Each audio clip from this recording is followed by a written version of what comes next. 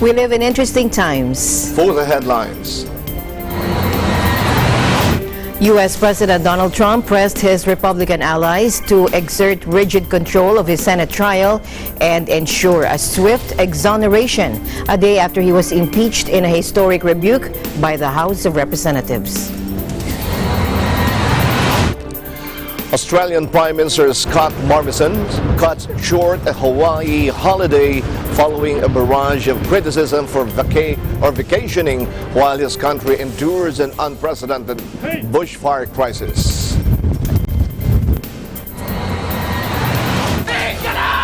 And fresh clashes between Indian police and demonstrators erupt after more than a week of deadly unrest triggered by a citizenship law seen as anti-Muslim.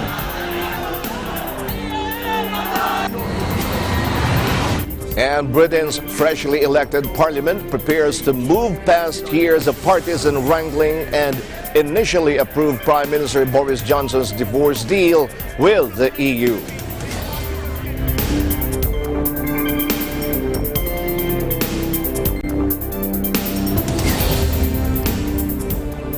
I'm Alma Angeles, wherever you're watching from around the world. Thank you very much for joining us. We welcome our viewers here in the Philippines and around the world. Good evening, everyone. I'm Sam Cepeda. And now to the news.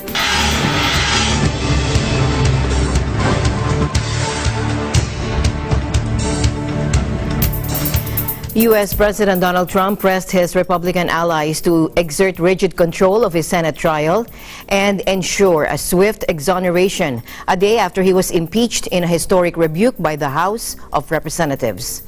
A bitter fight is now looming over the coming trial. To get things rolling, the Democrat-controlled House must transmit the articles of impeachment to the Senate. After President Trump was impeached, House Speaker Nancy Pelosi told reporters she might delay sending the articles until a fair process was outlined. Now, by delaying it, House Speaker Pelosi would also prevent Republicans from holding a quick trial and acquitting President Trump. When Senate Majority Leader Mitch McConnell, who sets the terms of the Senate trial, was asked about the delay, he said he was in no hurry. President Trump seized on the uncertainty to attack House Democrats for seeking to demand key witnesses or dictate how Senator McConnell should run the process. And this is his tweet. So after the Democrats gave me no due process in the House, no lawyers, no witnesses, no nothing, they now want to tell the Senate how to run their trial. Actually, they have zero proof of anything, and they will never even show up. They want out. I want an immediate trial. In a floor speech Thursday, Senate's powerful Majority Leader Mitch McConnell ridiculed the witness demand and the evidence used as the basis for the impeachment articles. Take a look. Leader McConnell is plotting the most rushed, least thorough, and most unfair impeachment trial in modern history. His plan to prevent House managers from calling witnesses to prove their case is a dramatic break from precedent. We heard our goal in the Senate, above all, should be to conduct a fair and speedy trial. I have proposed a very reasonable structure that would do just that. 4 witnesses, only those with direct knowledge of the charges made by the House. The witnesses we suggest are top Trump-appointed officials. They aren't Democrats. We don't know if their testimony would exculpate the president or incriminate him, but their testimony should be heard. Over the last 12 weeks, House Democrats have conducted the most rushed, least thorough, and most unfair impeachment inquiry in modern history.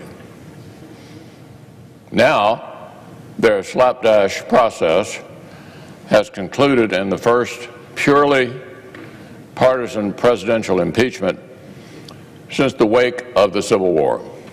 The House's vote yesterday was not some neutral judgment that Democrats came to with great reluctance. It was the predetermined end of a partisan crusade that began before President Trump was even nominated, let alone sworn in. The articles aren't just unproven, they're also constitutionally incoherent. Incoherent. frankly, if either of these articles is blessed by the Senate, we could easily see the impeachment of every future president of either party. It will be unprecedented if we agree that any future House that dislikes any future president can rush through an unfair inquiry, skip the legal system, and paralyze the Senate with a trial. Now, President Trump, the third president in U.S. history to be impeached, suggested that the Democrats would lose by default if they decided not to show up at a date determined by the Senate. The House voted along party lines Wednesday to charge President Trump with abuse of power for pressuring Ukraine's president to investigate his potential White House challenger in 2020, the veteran Democrat Joe Biden.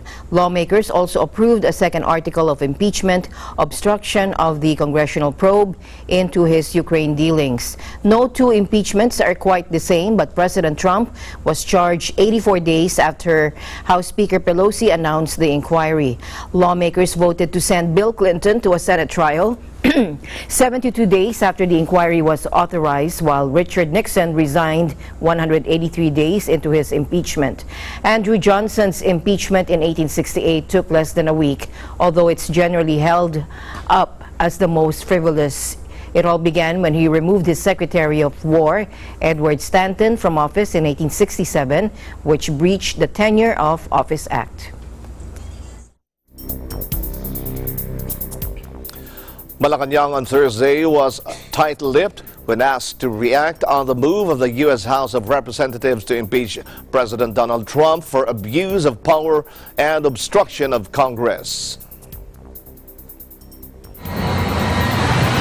In the same way that we react on any intrusion into the processes of our government, we'd rather not make any comment on that. Other than saying that in the same way that impeachment in this country is decided on the basis of party affiliations, siguro ganun din sila. In September this year, Secretary Panelo said the two presidents had the same leadership style, which is why they share respect for each other. President Duterte was elected into office in June 2016, while U.S. President Trump was elected in December 2016. The two leaders met for the first time during the 31st Association of Southeast Asian Nations Summit in Manila.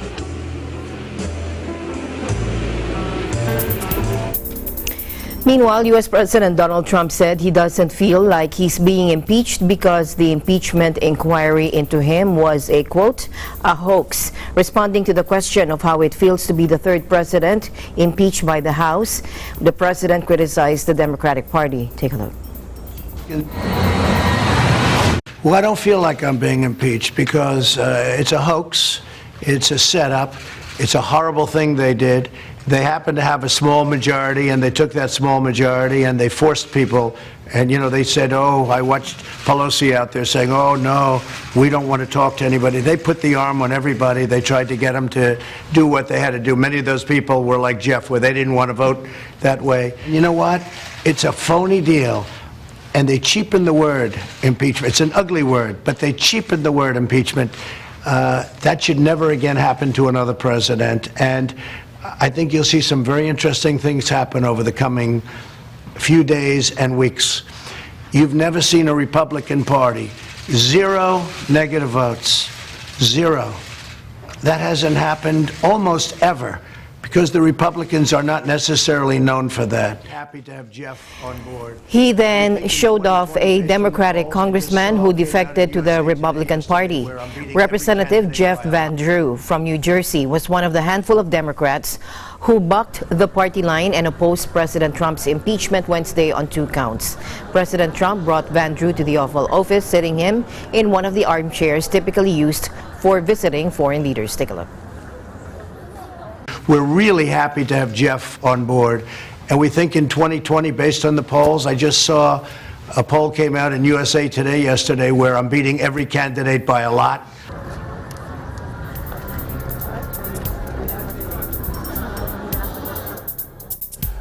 At the latest presidential debate, 7 of the 15 Democratic candidates still in the 2020 race discuss wealth distribution and taxing the wealthy. Here are some of the highlights. How do you answer top economists who say taxes of this magnitude would stifle growth and investment? Oh, they're just wrong.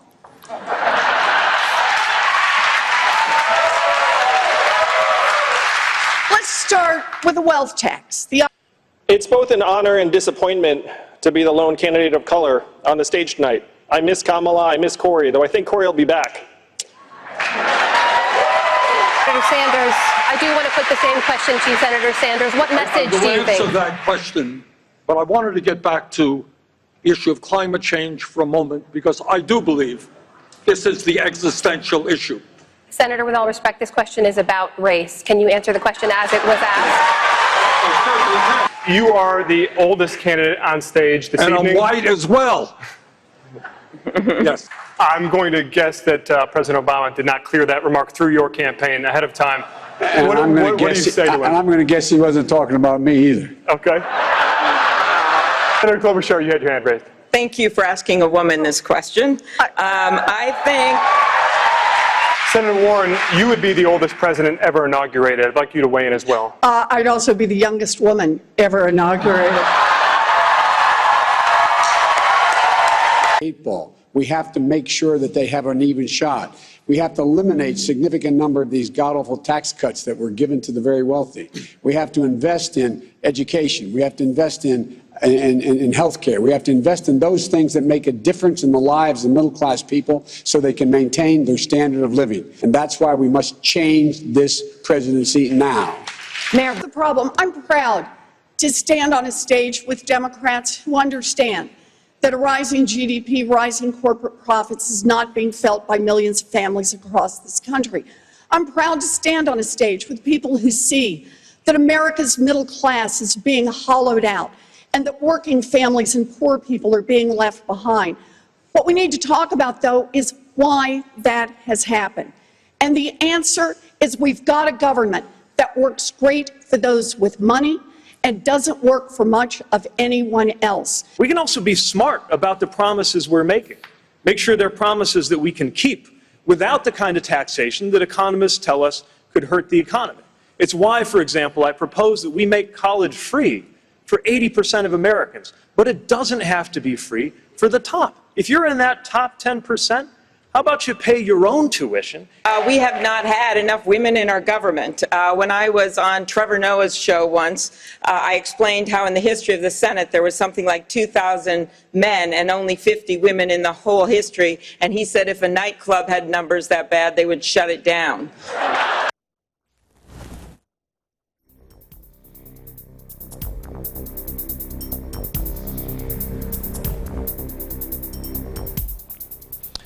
Australian Prime Minister Scott Morrison cut short a Hawaii holiday on Friday following a barrage of criticism for vacationing while his country battles an unprecedented bushfire crisis. Morrison expressed regret for the family trip as 2 volunteer firefighters were killed and a record heat wave exacerbated dozens of out-of-control blazes. Pressure had been piling on Morrison over his vacation this week as thousands of exhausted volunteer firefighters battled blazes across the country and millions of people in Sydney choked on toxic smoke. I deeply regret any offense caused to any of the many Australians affected by the terrible bushfires by my taking leave with family at this time, Morrison said in a statement Friday. He added he would be returning to Australia as soon as possible, given the most recent tragic events, referring to the deaths of the 2 firefighters. Geoffrey Keating, 32, and Andrew O'Dwyer, 36, died when a tree damaged their truck on Thursday as they battled out-of-control blazes south of Sydney. 3 other firefighters in the vehicle survived with minor injuries. Criticism of Morrison's absence has been widespread, sparking street protests and a flood of angry social media posts demanding "Where is ScoMo?" The situation was worsened by the Prime Minister's office initially refusing to confirm his whereabouts.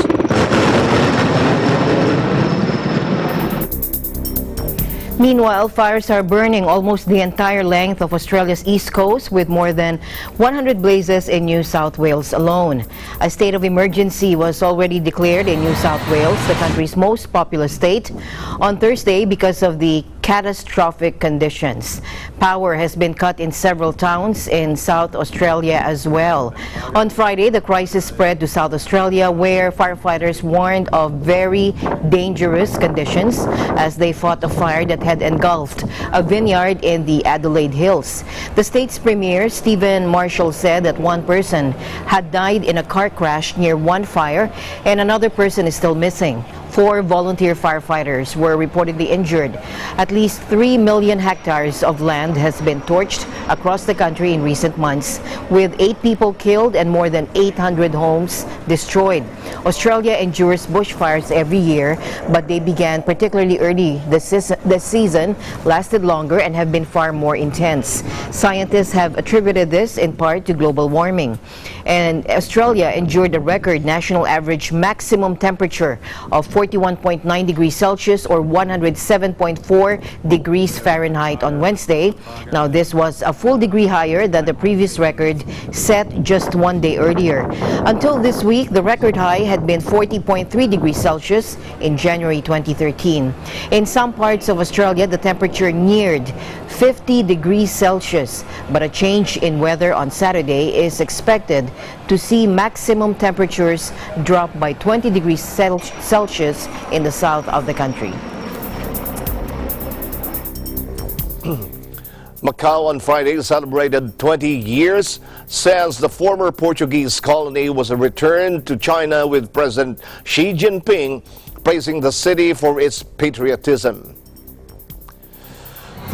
The day's festivities centered around the inauguration of a new leader for a city that Xi described as a shining chapter of its one country, two systems model.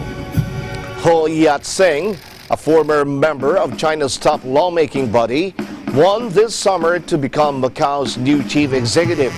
President Xi said Macau's historic achievements shall be attributed to the thorough implementation of the one country, two systems principle, strong support from the central government and the mainland, the Macau Special Administrative Region, government's active performance of duties, and concerted and strenuous efforts of people from all walks of life in Macau. Xi praised the passage of Macau's national security laws in his speech on Thursday evening and noted that the Chinese national anthem and flags were routinely used with pride in Macau. Mass protesters set bins on fire and threw rocks and glass bottles at police who responded with foam bullets in a street near Barcelona's Camp Nou Stadium as Barcelona and Real Madrid faced off in the first Clásico of the season. After being postponed in October, there were renewed fears of unrest around Spain's most famous fixture, and while the match was only briefly interrupted by yellow beach balls thrown onto the pitch outside the stadium, chaos ensued. Take a look.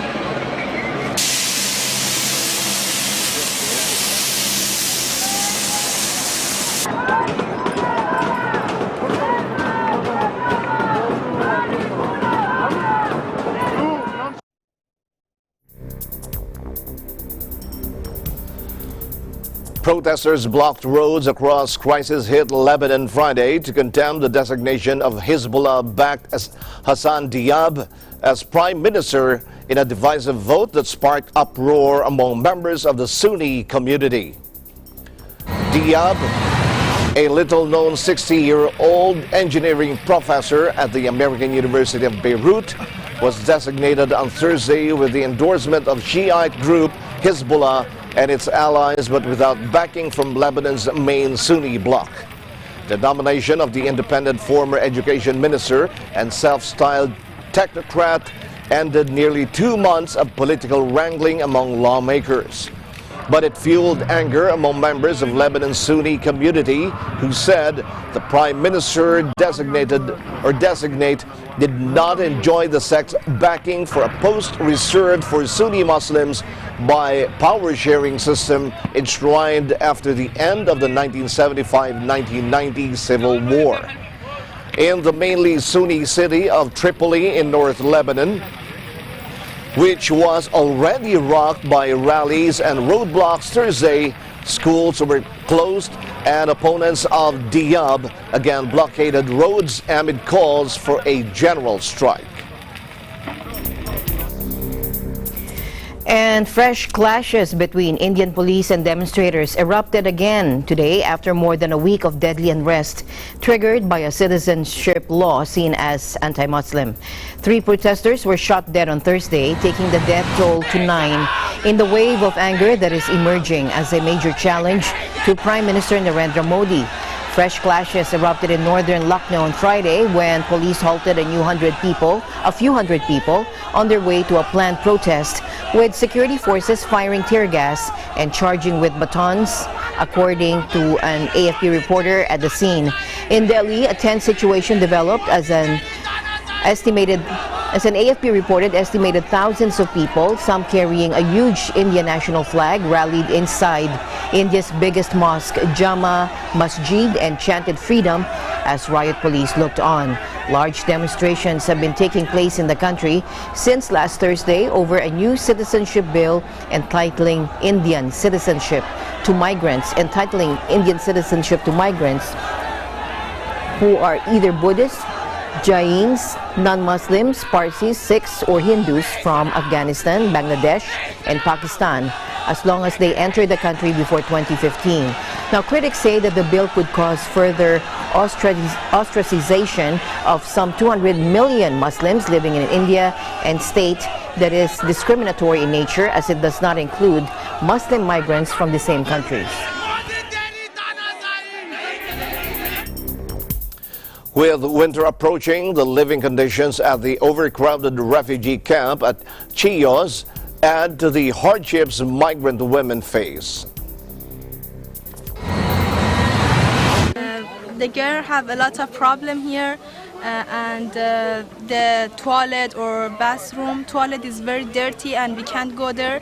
And we don't have any bathroom. We must make a tent, very small tent, and hot the water and go there for bathroom.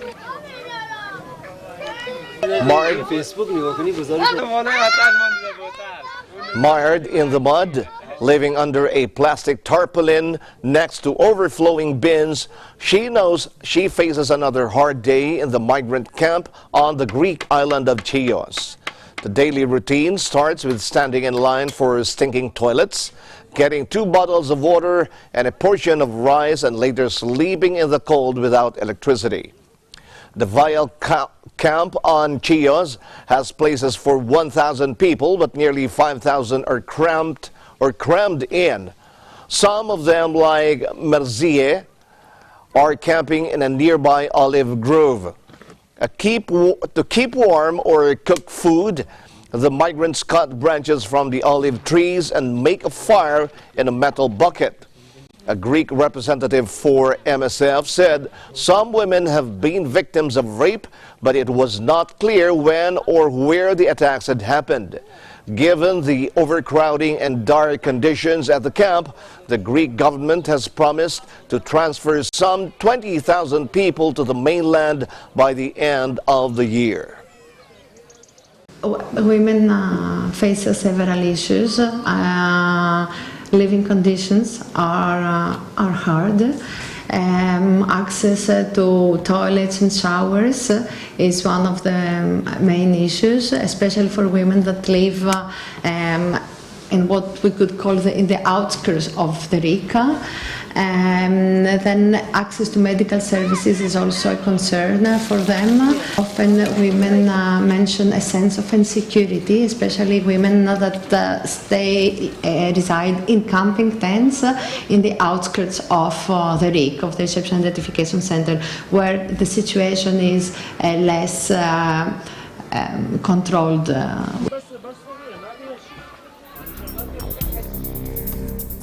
In other news, rescue workers from the White Helmets pulled a girl from the rubble after a reported regime airstrike hit a building in the town of Tal Mardik near Sarakeb in the rebel-held Idlib province in northwestern Syria. Take a look.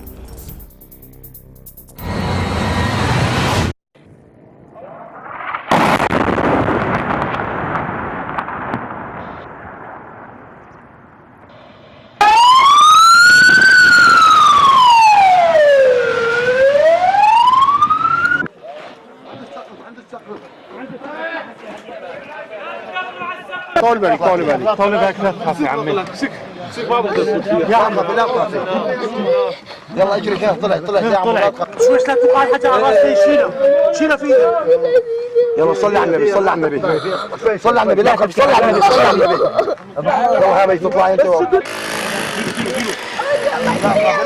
تخاف يلا اسلام يلا خلصنا يلا منطقة صناعية شوفت عينك هاي منطقة صناعية مدنية ما فيها عسكري واحد في المنطقة هاي كلها منطقة صناعية فالروسي أخنزر من النظام ونحن كمدنيين يعني مشاكين أمرنا لله.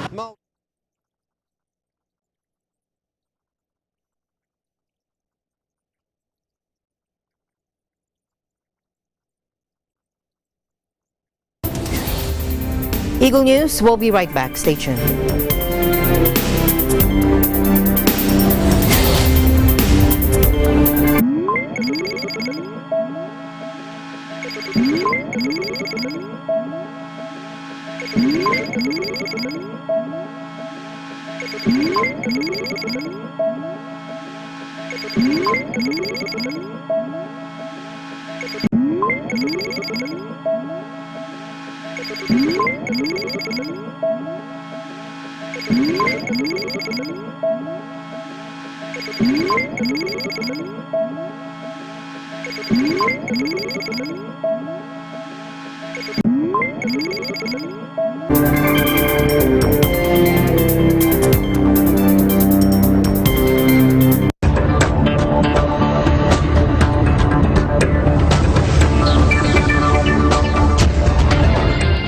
U.S. lawmakers in the House of Representatives on Thursday approved a new continental trade agreement with Canada and Mexico, a victory for President Donald Trump even as he faces impeachment. A law to implement the new U.S.-Mexico-Canada agreement passed by an overwhelming bipartisan majority, an unusual occurrence in the current political atmosphere, with a vote tally of 385 to 41. The bill now must be approved by the Senate, where the Republican majority leader has said it will have to wait until 2020. Though the Free Trade Pact was signed in 2018, House Democrats had held up the treaty's ratification for a year, demanding greater assurances that Mexico could be held to its commitments to labor reforms demanded by the treaty.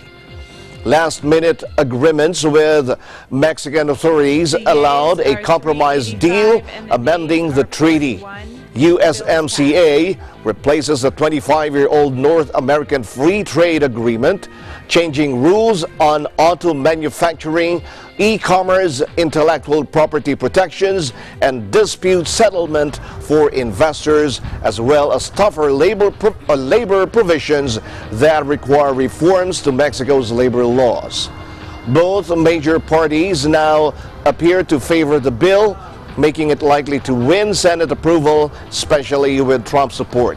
However, Pat Toomey, a prominent Republican senator from Pennsylvania, has announced his opposition, claiming USMCA as anti-trade and will raise auto prices while lower exports and employment. An analysis by an independent U.S. Trade Commission in April showed the new trade pact was likely to have a moderate positive effect on the U.S. economy, largely by reducing uncertainty about the rules governing trade, but could result in lower auto production and sales. U.S. Trade Representative Robert Lighthizer said the agreement should result in billions more in investments in the auto sector and purchases of parts. Meanwhile, U.S. stocks drifted higher at the open as investors mostly disregarded a House vote making U.S. President Donald Trump the third American leader to face impeachment. Investors were also digesting economic data that showed a weekly dip in claims for unemployment insurance, but unexpected slowdown in manufacturing activity in the Philadelphia region. About 10 minutes into the trading session, the main indexes edged into record territory. The benchmark Dow Jones Industrial Average and tech-heavy Nasdaq were both up 0.2% at 28,294.94 and 8,845.37 respectively. The broader S&P 500 saw a smaller gain, rising 0.1% to 3,195.4. Analyst Patrick O'Hare of Briefing.com said low interest rates, persistent consumer spending, and relief at the apparent truce in U.S.-China trade relations kept investors from heading for the exits.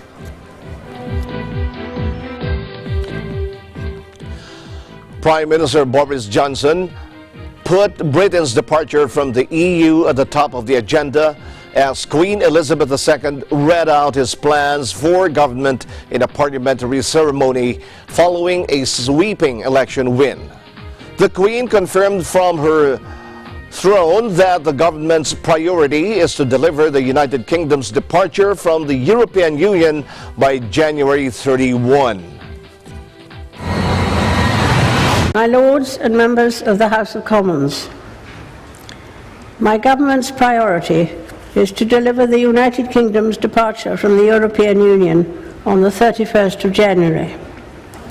My ministers will bring forward legislation to ensure the United Kingdom's exit on that date, and to make the most of the opportunities that this brings for all the people of the United Kingdom. I do not think it vainglorious or implausible. Rebellions over Brexit left Johnson without the common support he needed to govern, so he called a snap election and won a landslide. The highlight of the proposed legislation was a withdrawal agreement bill to ratify the terms of Brexit, which will be put to a first vote among MPs on Friday. He has promised to address problems that are a result of his own party's actions in government and their political choice to impose austerity cuts on this country. There can no longer be any doubt that austerity has caused unnecessary suffering to millions of people all across this country. The communities to whom the Prime Minister made his promise will now judge him on whether he keeps them. In this Queen's speech, the government has tried to mimic some of the priorities and, interestingly, much of the language of Labour policies, but without the substance. On austerity, on investment, on regional inequality, on the National Health Service, we can see how we forced the terrain to shift.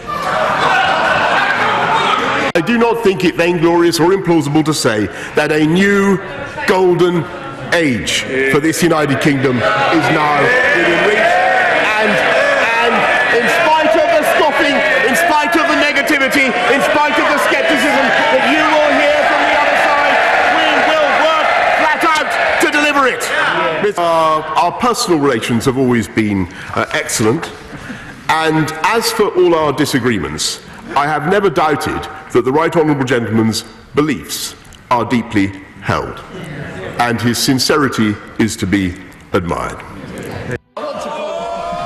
The bill covers Britain's financial obligations to the EU, the rights of European expatriates, and new arrangements from Northern Ireland. It will also enshrine the dates of a transition period, which will keep EU-UK ties largely unchanged until December 31, 2020, to allow both sides to sign a new trade deal. But the EU has warned the timetable is extremely tight to agree a new relationship after Britain leaves the bloc's single market and customs union. The 31st of January is not the end of Brexit. That is according to the Director of Institute of Public Affairs at the London School of Economics, Political Science, or LSE, Tony Travers. He explains the process of validation of the withdrawal agreement bill by the House of Commons. Let's listen in. Even when Boris Johnson has got the second reading through and agreed, then that's just the beginning of the process of the legislation going through Parliament. It then has to go to a committee stage where there are opportunities of amending it in the House of Commons, and then after that it goes through the end of its common stages into the House of Lords, where there's definitely a pro-Remain majority. They won't stop it, but they could amend the legislation before it goes back to the Commons. So this process will take some weeks. The legislation will almost certainly go through by the 31st of January. The government now has a majority of 80 in Parliament in the House of Commons. The House of Lords will examine the bill, could delay it, but will in the end let it through because the government has this as a manifesto commitment. I mean, the short period available for the UK to complete a trade deal with the EU is really short by the standards of other trade deals done by the EU in the past. They've generally taken years. Of course, the question is, how far does the UK wish to diverge from EU rules? If it doesn't diverge much, that makes it easier, but the more the UK wants to diverge, the greater the difficulty of getting assent within the EU for that deal, and the greater the risk still, even at this point, that a no deal happens by accident. In Boris Johnson and his colleagues, again and again and again, during the Conservative part of the general election campaign, said get Brexit done. And the clear implication was that as soon as the Conservative government was elected, which it has been, that then it would deliver Brexit, and the vote before Christmas to get the second reading of the legislation for the withdrawal bill through is an indicator of the government's capacity to do this. But actually, it's not the end. Even 31st of January isn't the end of Brexit. It's the beginning of a process of the UK and the EU recreating a relationship, trade and otherwise, and actually the UK making lots of other deals with other countries, similarly recreating its foreign policy position even beyond the EU.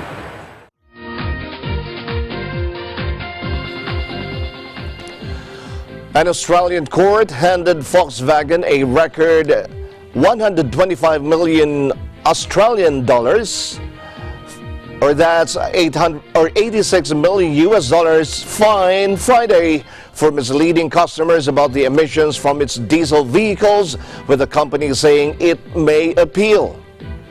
The federal court found that an initial 75 million Australian dollars penalty the company agreed with Australia's consumer watchdog was manifestly inadequate, and recommended the biggest fine ever in the country for breaching consumer rules. The German auto giant is accused of fitting cars with software designed to cheat emissions tests. The firm said it firmly believes the lower fine earlier agreed with the Australian Competition and Consumer Commission was a fair amount. Volkswagen said it was carefully reviewing the court's reasons for deviating from that amount and will determine in coming weeks whether it will appeal. The company has paid tens of billions of US dollars in fines around the world since the scandal broke in 2015. Worldwide, 11 million vehicles were believed to be fitted with the so-called defeat device software, including 57,000 exported to Australia between 2011 and 2015. Volkswagen said most of the 57,000 vehicles have subsequently had an update to the engine control software under the ongoing voluntary recall.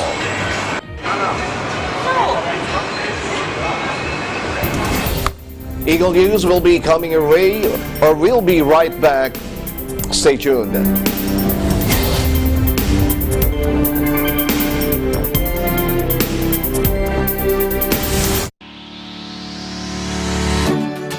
Mga kababayan, lalo na sa mga OFWs sa Middle East at North Africa, may good news kami para sa inyo. Mapapanood na ninyo ang Net25 at iba pang Filipino channels na hatid ng OSN sa presyong abot kaya.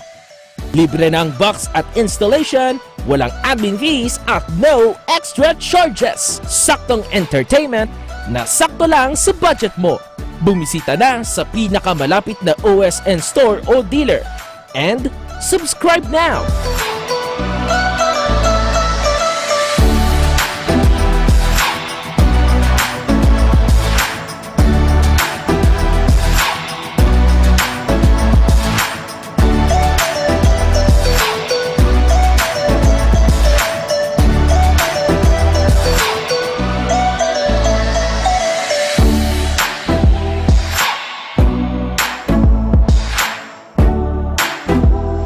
Sa Net25 at OSN, siguradong at home ka dito.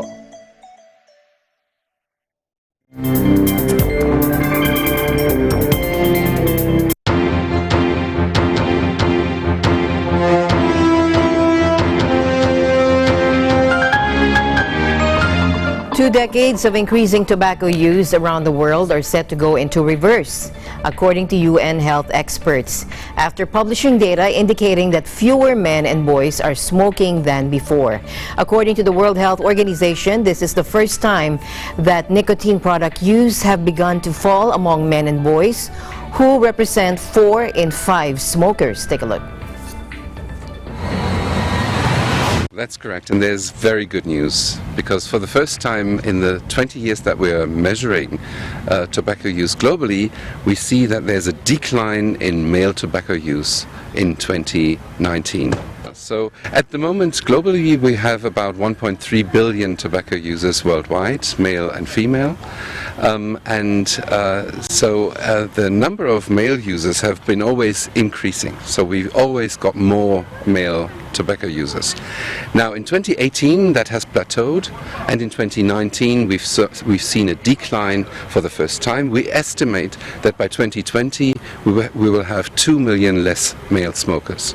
So now we see that the measures that we take are working, so that you have policies in place, that you're not smoking in public places, that you're actually increasing taxes, that you're monitoring, and that you're telling people how harmful tobacco use is.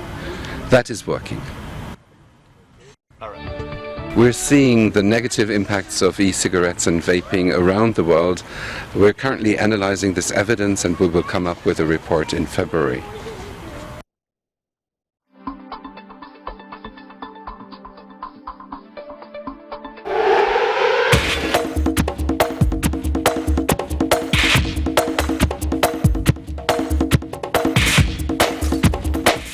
Rafael Nadal speaks to the press ahead of his 10th appearance at the Mubadala World Tennis Championship, where he is taking part along with tennis superstars Novak Djokovic and Maria Sharapova. There have been a little bit of magic here, no? Because I have been a good start, but then I have been able to went through a couple of very hard months in terms of injuries. But then I came back, and I came back well. I started to play at a very high level again, and yeah, I enjoyed a lot of great moments on court. No, very emotional ones. Roland Garros, Rome, then New York. That final was amazing, and then of course end the season with that Davis Cup title in home Seoul. So have been unforgettable experience to finish the season that way. Well, slams are always up there, you know. and Olympic Games, obviously, because it's an Olympic year. But I rate team competitions right up there because I really enjoy them. Davis Cup, ATP Cup, you know, I really want to be able to kick off the season in the best possible way in ATP Cup, inaugural ATP Cup that is an exciting format, and you know, we're going to have a little bit of a different team in ATP Cup than we had in the Davis Cup, so it's going to be interesting. There are lots of young players, and hopefully, you know, be able to be in top shape for Melbourne. You know, that's where historically I've played my best tennis, and it's my most successful Grand Slam. I enjoy playing there a lot, so I'm excited to hopefully have a great start of the year as I had in the previous season, and see where it takes me from there. Yeah, I think that will be one of the biggest challenges for the new year, is to have a set schedule and a planned schedule. You know, I definitely look forward to going to Australia and seeing how things go, see how the body holds up there. You know, it's tough to tell. I barely played any events last year. I think the start and stopping was one of the most challenging parts of the year, as well as just when you think I got going a little bit, I had to tone it down and stop and then just keep training. So although it seems I haven't played, actually I've been working a lot.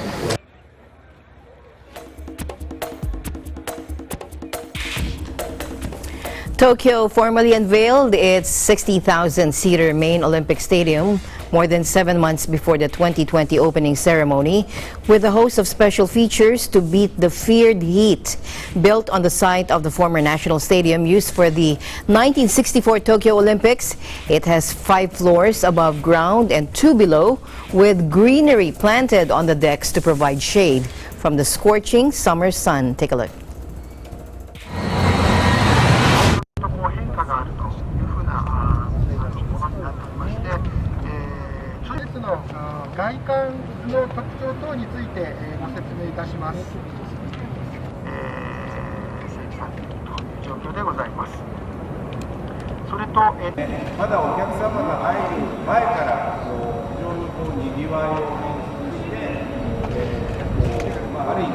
新しい競技場はアスリートを第一に世界最高のユニバーサルデザイン、周辺環境等との調和や日本らしさを兼ね備えたナショナルスタジアムとして本日ここに無事完成を祝う日を迎えることができました。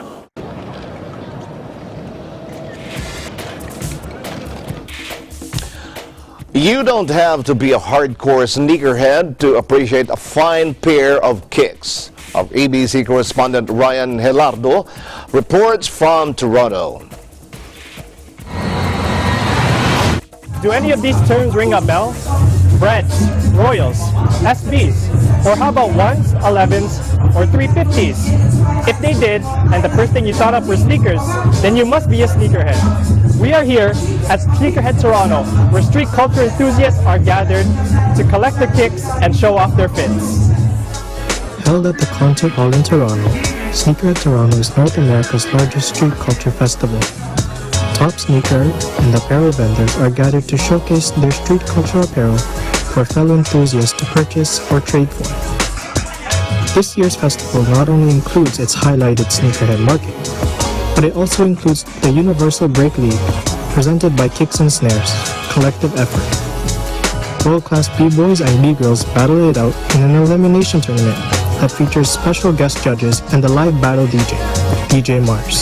The B-boy competition or B-girl B-boy competition, it's very like inclusive, I guess, and it's like very immersive, so it's very cool how they have it like going on in the middle of the floor, and then just like the sneakers like having like one of a kinds and unique stuff that's just all around the venue. It's pretty cool.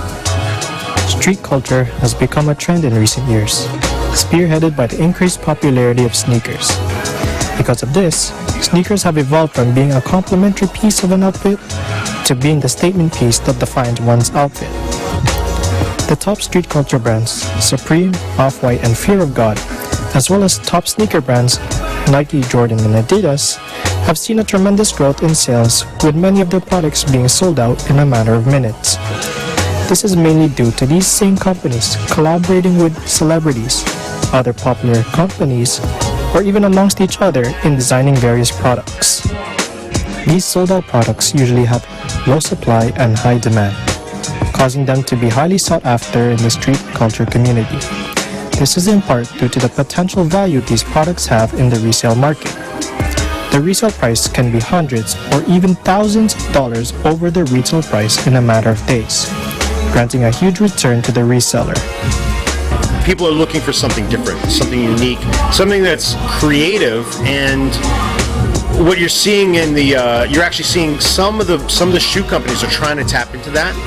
They've kind of like plugged into the creative market of shoes and teaming up with different hip-hop artists to create their own shoes, but then also in getting people to become part of this creative festival.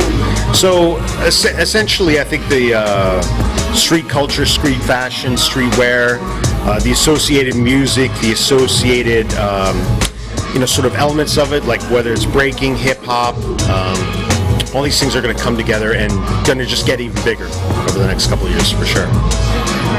Street culture and sneakers is popular among the younger demographics aged 15 to 25. This has become a way for them to demonstrate their style and show their personality, ranging from timeless classics to futuristic tech and everything in between. There is something that will pique one's interest. Whether you have a casual or avid admiration for sneakers, there's a sneakerhead in all of us. We don't just choose any sneaker that's available to us. We choose sneakers based on its aesthetics and see if it matches what we wear. And that alone has us thinking like a sneakerhead. In Toronto, Ryan Gilardo, Eagle News, I am 1 with 25.